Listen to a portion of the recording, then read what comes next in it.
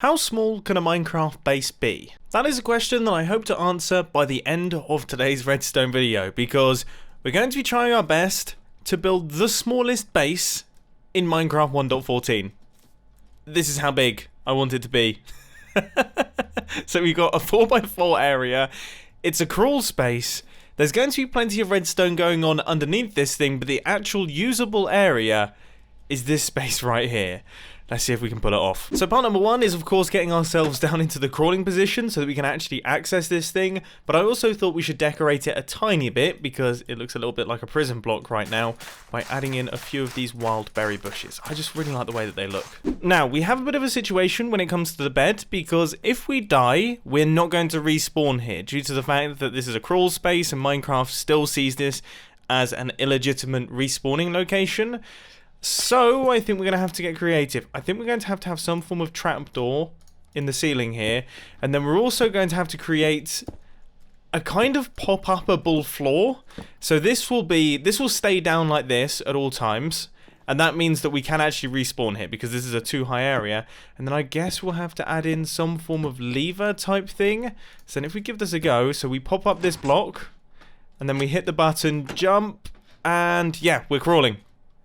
Okay, that's the only way that we're going to be able to do it. And I've just given it a test by killing myself, and it all seems to be working perfectly. So, the next thing that I want to work on is the storage system, and obviously we can't just have a single chest in our base, because that's totally ridiculous. We're going to have more items than that, so I thought we could do a cycling shulker box storage system.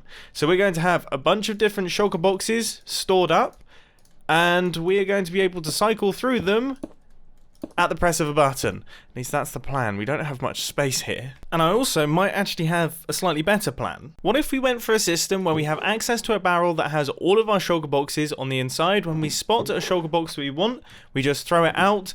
The system then picks it up, dispenses it, we have access to those items, and when we hit the button, it gets sent back up into this barrel, allowing us to choose something else from our massive storage system, because this would be a big storage system. That's what, 27 single chests? Okay, I think I've got part one completed, which is our automatic dispensing, and that is working rather nicely. Now all we need is the pickup system. So when we hit this button, obviously the shulker box gets broken, and it gets put inside this bottom dropper right here.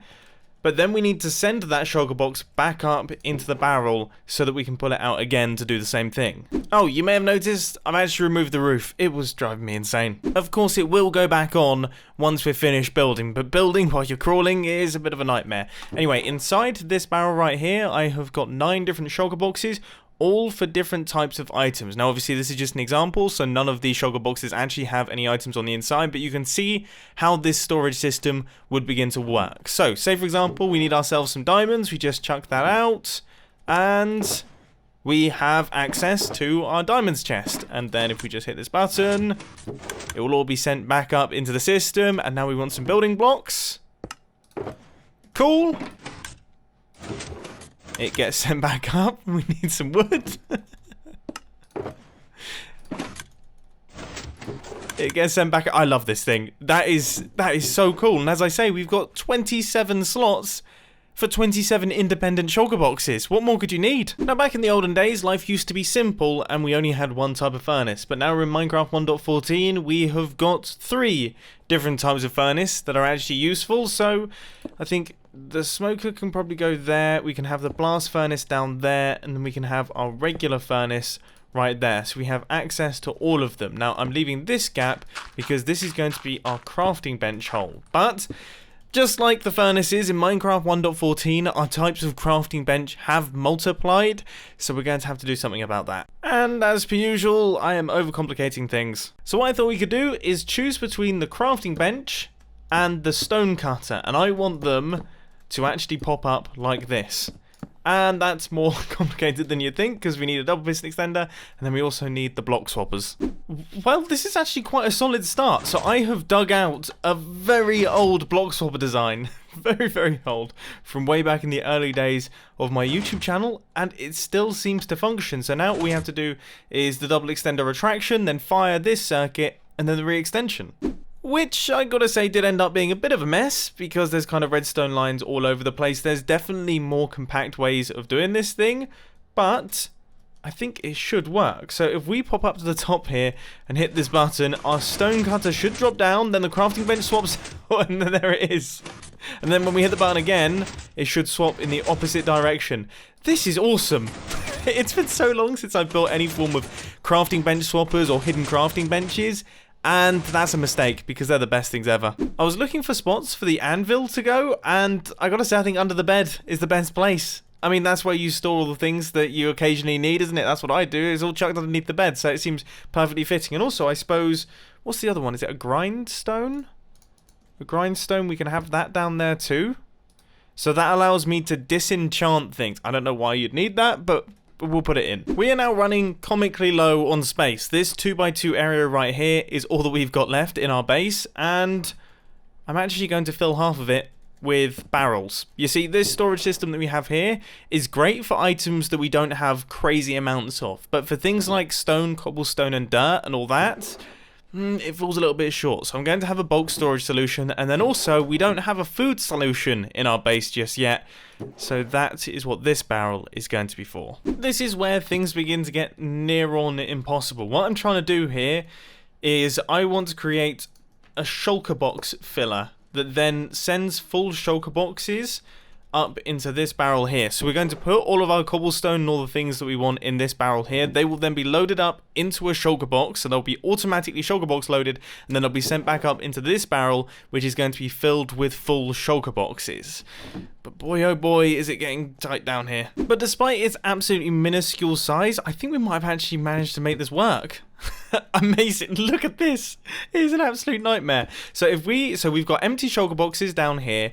If I place in a shulker box here and I fill it up almost all the way with stone, let's go right the way up to here, and you know what, I'm even going to add this much. So we have 16 left until this shulker box is filled. Then we go up to the top and we place 16 stone into the system. Now we wait. We should see...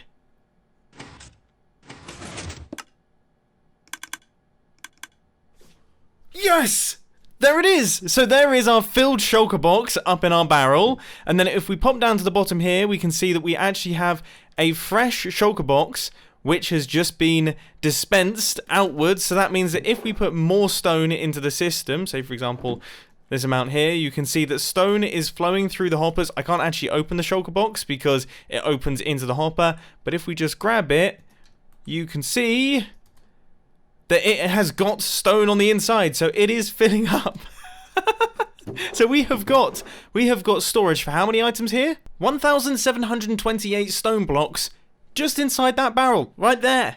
That is bulk storage completed in a base that is the size of my thumbnail. And by that, of course, I do mean my actual physical thumbnail, not like a computer thumbnail or anything, because I'm using 4K screens and they're pretty big, so my thumbnails are actually quite large. Anyway, I have actually made a modification to the system to make it work with other types of items other than stone, so we can chuck cobblestone, dirt, everything like that into this system, and it will be stored in bulk inside this barrel, inside filled shulker boxes. Perfect. Now, I definitely feel like I mentioned this earlier on, but in case I didn't, what's going next to it, in the barrel next to our bulk storage barrel, is going to be our food barrel, and that is going to be melons. Yes, we are going to be feeding ourselves with melons because they're a nice, fully automaticable food source. So this area down at the bottom here is going to be for our melon farm.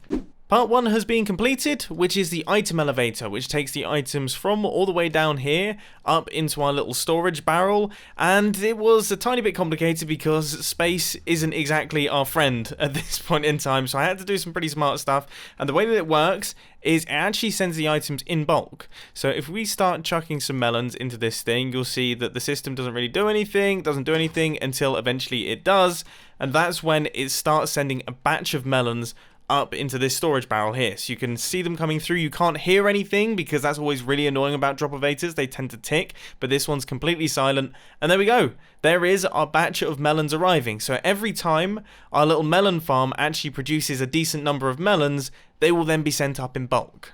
Now, for the actual farm itself, we're not going to do anything too crazy. It's just going to be a fairly simple observer on stem farm. And it should just about do it. So here is the little farm itself, complete with 4 stems. I mean, it's not going to be the most efficient thing in the world, but it should give you a decent supply of food. And as soon as a melon grows, as you just saw right there, it will be broken and it will be put into the hoppers. Wow, this thing really is working quickly. And with that, ladies and gentlemen, I think that is my smallest base in Minecraft 1.14 all completed. And I gotta say, it's a bit like an iceberg in that the bit that's exposed and you can see is pretty small. But then if you just go beneath the surface, you can see that actually, yeah, it's pretty substantial. I absolutely love this build though. It is seriously, seriously cool. I mean, you really do have everything that you need to survive in here. We've got all the different types of furnaces. We've got crafting bench and stone cutter swappers, so you can go between those. We've got bulk storage that works on shulker box loading systems underneath the ground. We've also got a fully functional melon farm that allows us to eat. And we've got a fully functional bed, which is actually more difficult than you'd expect in a base that's this high. We also have access to anvils and also the grindstone. We have got a full storage system with room for 27 independent shulker boxes for all different types of items. And it's accessible just by throwing down the item. You get your shulker box. When you want to put it back in the barrel, you hit the button and it goes back up there. It's smart. It's also smart. It's also accessible. I love this thing. I genuinely think this might be one of my favorite redstone builds, and I know I say that almost every single redstone video, but I truly mean it for this one. But anyway, I really do hope that you enjoyed. If you did, be sure to hit that like button, and if you really loved it, then make sure to subscribe. But thanks for watching, guys. This has been Mumbo, and I'm out. I'll see you later. This looks hilarious.